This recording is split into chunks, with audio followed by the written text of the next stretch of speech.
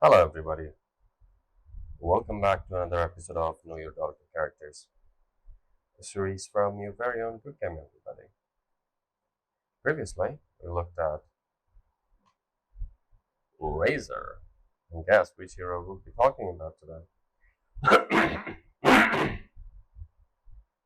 Spoiler alert, that's one hero that that's very complicated, just to put it mildly. I know what about you, but feel free to weigh in and share your experience with this amazing hero, Oracle. Let's talk about Oracle today, shall we? Let's begin with what kind of hero Oracle is. It's a ranged, disabler, escape, nuker, and support kind of hero, and has these five amazing abilities: Fortune's Aim and Fate's Edict, Purifying Flames, Reign of Destiny, False Promise. Fortune's End, shortcut keys Q. That's channeled or unit target ability. Only affects heroes. Magical type damage. It does not pierces to spell immunity and can also be dispelled. It's a channeled ability, as we already covered. It damages, roots, and purges enemies of bugs in an area.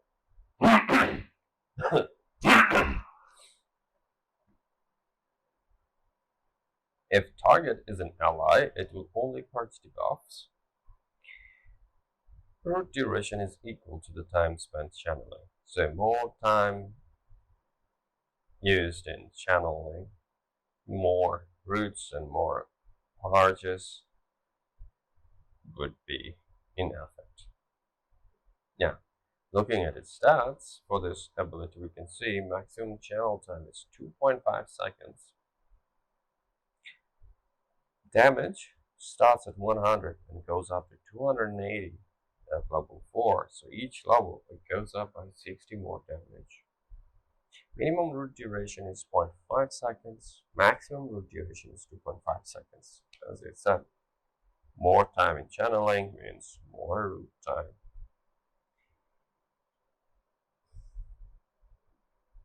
Radius is 300. Cast point is 0 seconds, so instantaneous almost. Cooldown starts at 15, goes down to 6 seconds only. Mana cost is 100 and remains so. Okay. For cooldown, breakdown is 15, 12, 9, and 6. Each level it goes down by 3 more seconds. Now let's talk about its next ability, known as Fate's Edict. Shortcut key is W. It's a unit target ability, only affects 7 units. Pierces, it does not pierce to spell immunity and can also be dispelled. Oracle enraptures a target, discerns, and grants them 100% magic resistance. What? Can be cast on allies and enemies as well. 100% magic resistance. This is bonkers. The duration is 3.5 seconds to begin with and goes up to 5 seconds at level 4. So each level it goes up by 0.5 more second. Cast point is 0.3 seconds. Cooldown starts at 17, goes down to 8 seconds only. So each level it goes down by 3 more seconds. Mana cost is 50 and remains so throughout. Now let's talk about its next ability, known as Purifying Flames. Shortcut key is E.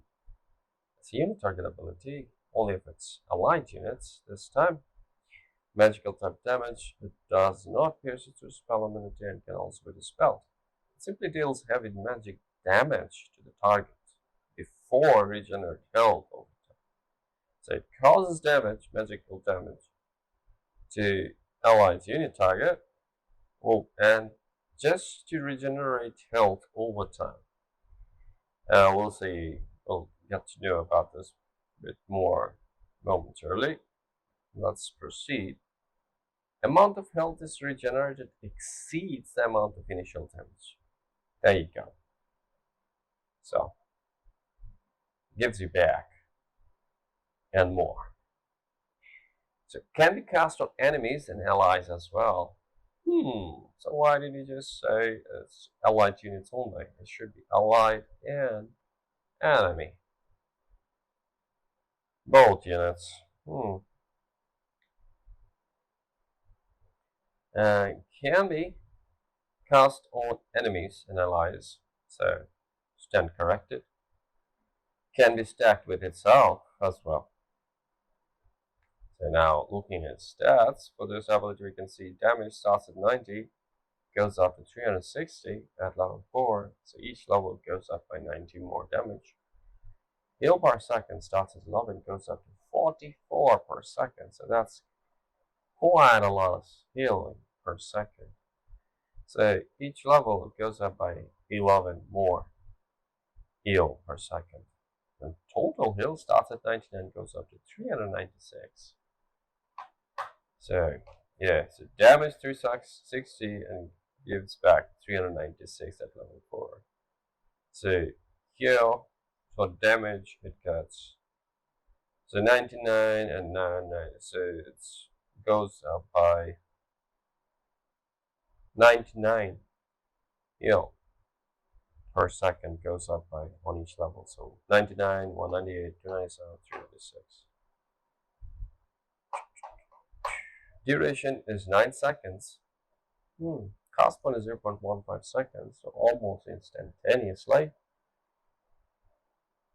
Cooldown 2.5 seconds, mana cost 75, and these numbers are all in my same throughout, starting from duration up until mana cost.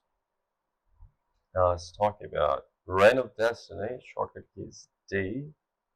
Spawn target ability, magical type damage, it does not versus the spell ability. It simply brings rain to the target area. Brings rain to target area, enemies receive damage and have reduced amplification.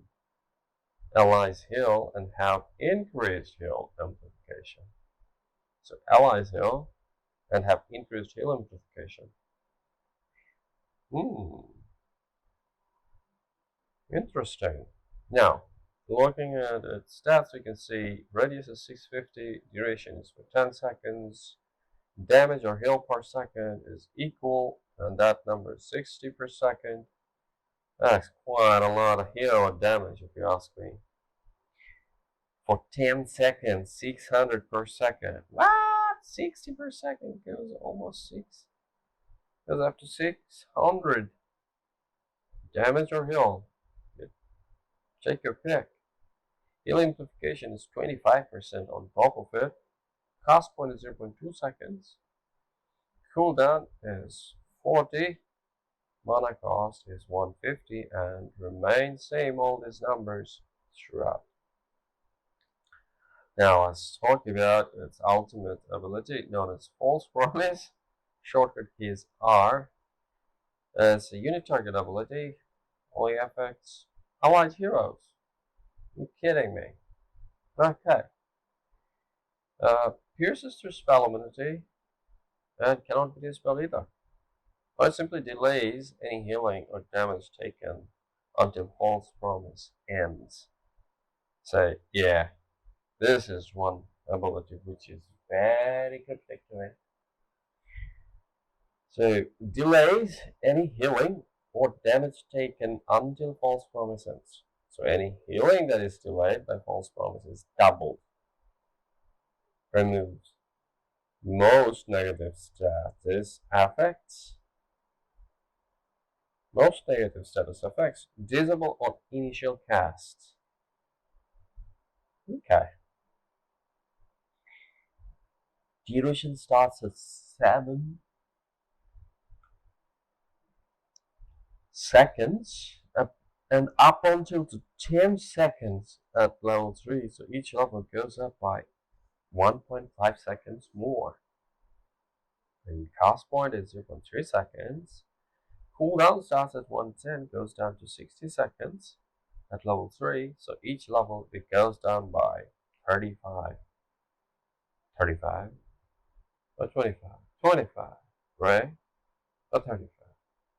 Okay, 110, 35 looks like it. But that number 60 doesn't add up with 85. So, okay. So at level 1 it's 110, level 2 is 85, and level 3 cooldown goes down to 60 seconds. Mana cost starts at 100, goes up to 200 level 3, so each level it goes up by 50 more mana. So that's it for us. That was all from today, and I hope to see you all in our next episode. But before we go though, let's describe false promise a bit more poetically, and I quote: "Foes and false prophets oft makes lies of men's fates." That's so funny. That's relatable, isn't it? So, yeah. So that's it for us. That was all from today and all about Oracle. And I hope to see you all in our next episode where we will be talking about another hero, this slot. And I'm pretty sure by now you can make a very informed guess what hero that might be. Until then, make it to yourself and to everybody both in game and out game. And last but not least, good game everybody, good game.